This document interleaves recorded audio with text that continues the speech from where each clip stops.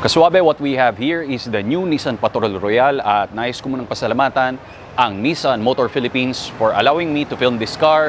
For more information, nandyan lang sa description below. Anyway, the unit price is 4.6 million. Di hamak na mas affordable laban sa kanyang rival friend na LC300. Aalamin pa natin kung ano ang mga amazing features, amazing details nito, ano yung mga bagay na minahal ko through in and out. Then after that, let's get behind the wheel para i-test drive ito, bigyan ng impression, isama na rin natin kung anong klaseng dynamics and performance ang ating makukuha at ano ang mga bagay na lamang sa isang patrol laban sa isang LC300. Let's begin!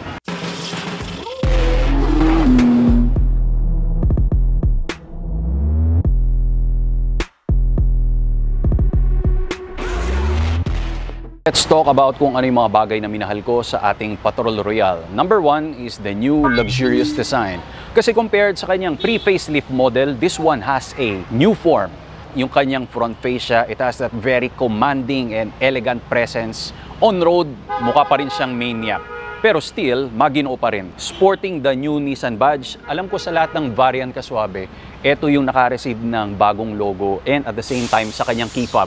Ju, maraming salamat sa pag-inform sa akin. Mismo inspired ang iyong lower bumper and this one has the 20-inch alloy wheels na meron kang horizontal chrome slots and pinaka-last niyan, you have that new boomerang na headlights dito sa harap at sa likod. Pero pag pinindot mo ang hazard switch, makikita mo meron siyang swabe details na meron siyang give and take relationship na para sila naglalaro. Turn signal and yung kanyang DRL, nagpapasahan sila. Wala lang, naikwento ko lang naman. Number 2, did you know Kaswabe na you get more metal sa isang Nissan Patrol compared sa LC300? Paano ko nasabi yan? Mas matangkad ito ng 1.8 inch. Pagdating naman sa kanyang kakapalan ay 0.6 inch. At sa kahabaan naman, 11.4 inch. That's it. Number 3 is the adaptive suspension. They are using double wishbone at meron silang technology na ang tawag ay hydraulic body motion control suspension system.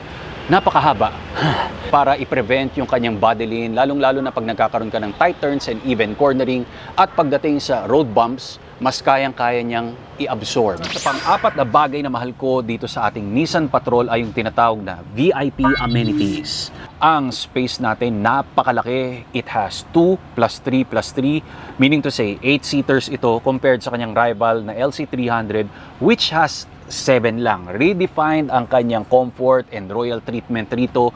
Napaka-soft touch ng mga seats natin. Well, manang-mana sa kanyang pre-facelift model. And at the same time, meron kang sunroof. Dun sa rear mirror, meron kang auto dimmer. Pero kung anong klase ng landas ang gusto mong tahakin, naka-indicate doon kung saan ka papunta. North, south, east. At pag gusto mong mangaliwa, ay kumaliwa pala. Sa west naman yon. Infotainment system is 12.3 touchscreen display ito, Apple CarPlay and Android Auto compatibility. Meron kang shortcut na switch doon para i-dim mo yung brightness nito para hindi masakit sa mata. And first in automobile industry na pwede mong makita ang ating Mother Earth at mag-browse ka rito. Nakakalibang lang, na-share lang naman. Then we have 13 Bose premium speakers na integrated sa mga door panel natin. Yung blind spot warning nga pala nito, hindi siya katulad sa standard na andoon sa side mirrors. Dito naman sa interior bandang A-pillar, mas madaling makita. Siyempre, we have memory seats and ito namang center armrest natin, it has a double hinge na opening dahil dun sa driver, pwede mong mabuksan. Dito rin sa ating boss seating, pwede mo rin siyang buksan. And meron kang cool box, pampalamig ng ulo pag merong traffic. Let's go naman sa ikalima. Last but not the least is the powertrain performance. Pero syempre, special mention ko muna ang new Nissan Intelligent Mobility features na eto yan. Umuulan na. Tuloy-tuloy pa rin natin.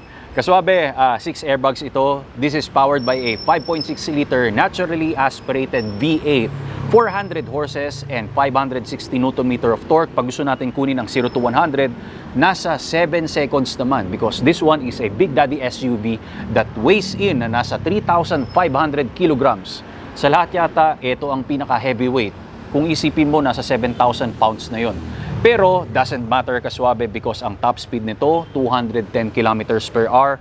Wading depth is 27.6 inch. Ang ground clearance niya naman ay 10.4. Laban sa kanyang rival friend na LC300 is 9 inch lang. Pag gusto mo naman kumpletuhin ang kanyang gasolina ay nasa 140 liters. And on paper, sabing ganon, 7.1 kilometers per liter. Pero hindi pa yan reality ha. Kaya kinakailangan magstay ka lang dito at mag-subscribe ka kaswabe. Okay?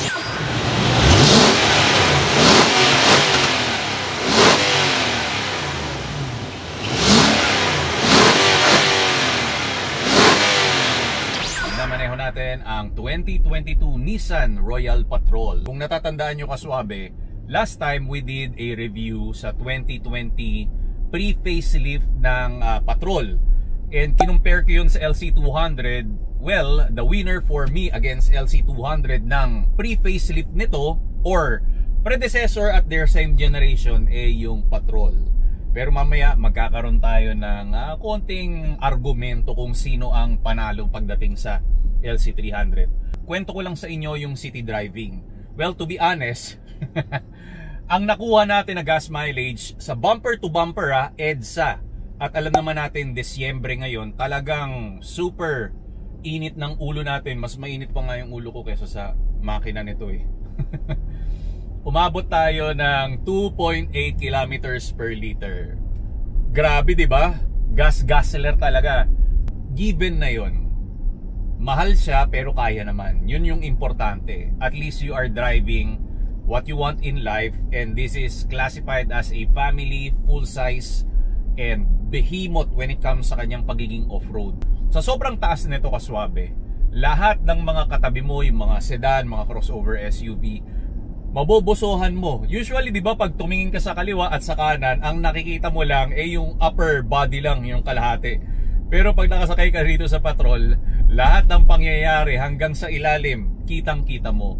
And every time na may kasalubong ako na mga maliliit na sasakyan or nasa harap ko, it looks like kaya niyang iswallow, kaya niyang lunukin. Maganda ang work nila when it comes sa lahat, sa sound deadening, sa insulation, kasi double panel yung window na ginagamit. Kahit mabagal talaga yung steering wheel natin, may pagka-firm siya compared sa isang LC300 na mas maliksi yung manibela. Kaya mas mafe-feel mo na mas lighter i-drive yung LC300. But this one, kasi nasa 3,500 kilograms na ito, aabot siya ng 7,000. Kahit V8 naman, tahimik pa rin. Kita mo, tahimik, roaming around tayo, cruising at low speed, tahimik pa rin siya.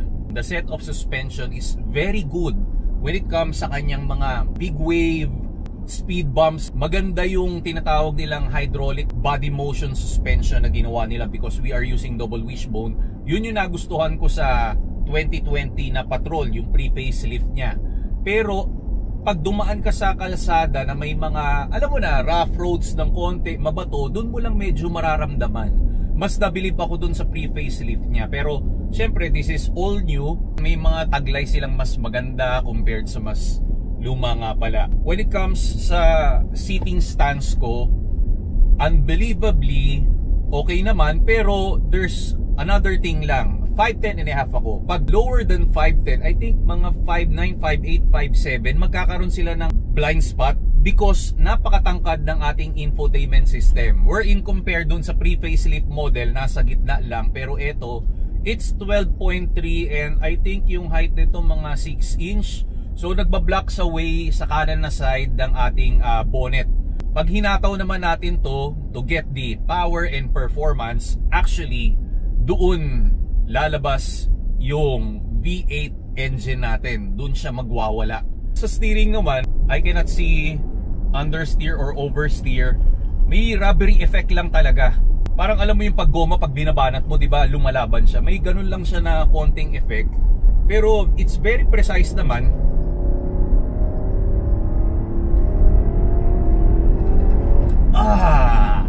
The Big Daddy V8 engine. Ang ingay ng mga gamit ko, sorry.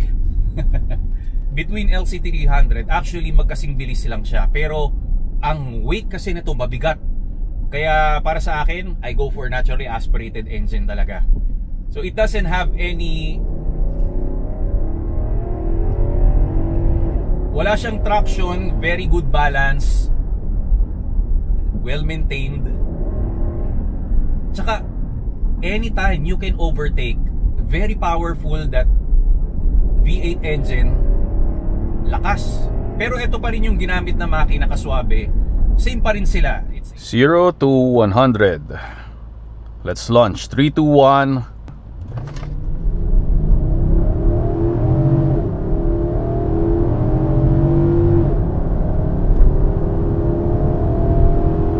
Woo!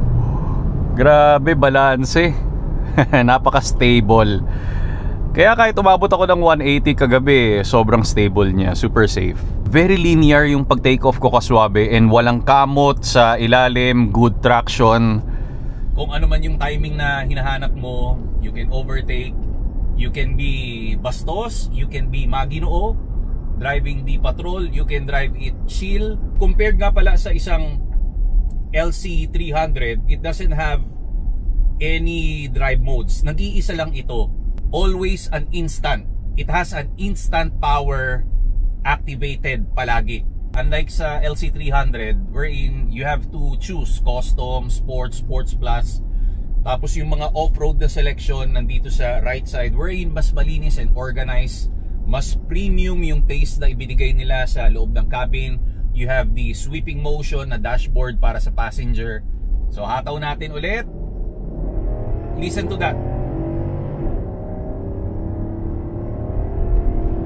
120, 130. The top speed kahapon 180. Pero don't do that. This is just for my service, para ihatid sa inyo kung ano ang meron dito. Yan naman, pag-usapan natin ang kanyang gearbox experience, kaswabe. Uphill battle tayo. Maning-mani. Kayang-kaya. Tsaka wala kang mararamdaman na any roughness, ha? Talagang to the maximum comfort every time na nag-upshift tayo. Ang smooth oh. Kala mo 1 forward speed lang na tuloy-tuloy. Tsaka ang ganda kasi sharp ng steering niya, and yung pag-sway ng kanyang hydraulic body motion suspension, doon mo mararamdaman. Walang palya sa pag-maneuver, any turn, cornering.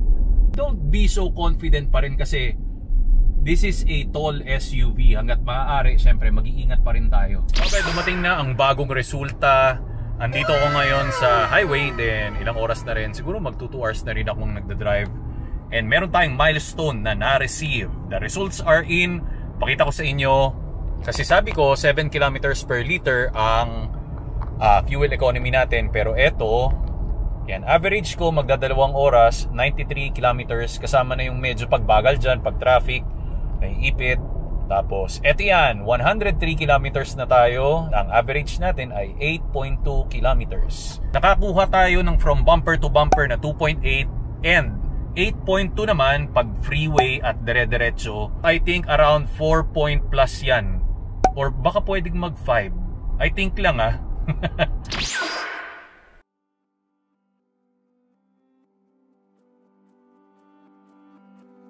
Kaswabe, introducing Wheel Model C2. It is simple to operate and makes tight turns to get you wherever you need to go. Impressive power that allows you to see and do more, live the life you aspire, can be disassembled for easy transportation in the trunk of any car, whether you're shopping on the weekend or traveling with your family. Model C2 can be easily adjusted from seat height and back support angle to create a comfortable driving experience. Battery is made by LG, which is flight approved and with travel certificate, can be controlled by iPhone and has full suspensions. Please check the description below for more infos and please rewind for better understanding. Maraming salamat PWD Mobility Philippines. Check their social media platforms, Instagram and Facebook. God bless.